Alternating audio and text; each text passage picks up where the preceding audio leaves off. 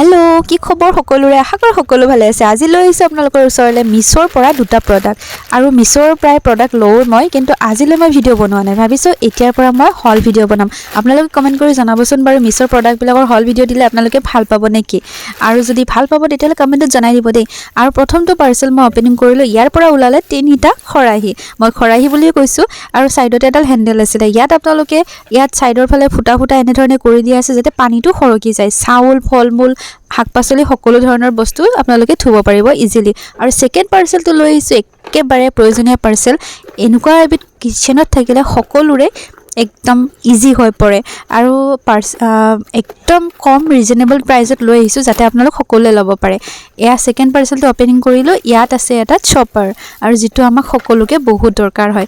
কিছুমান বস্তু আপোনালোকে মিক্সিত মাৰিব নোৱাৰি, মানে মিক্সিত মাৰিলে বেছি গুড়া হৈ যায়।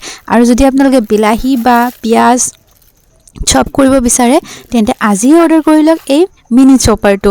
একেবাৰে ধুনিয়া প্ৰডাক্ট হয় আৰু আপোনালোকে ল'ব পাৰে।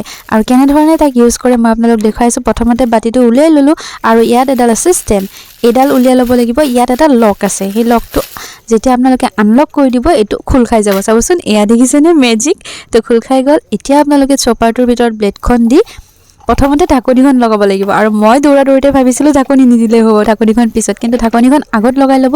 তাৰ পিছত আপোনালোকে ইয়াত ষ্টেণ্ডাল দি বাছ আপ এণ্ড ডাউন কৰিলে চাওক আমাৰ মিনি চপাৰ ৰেডি।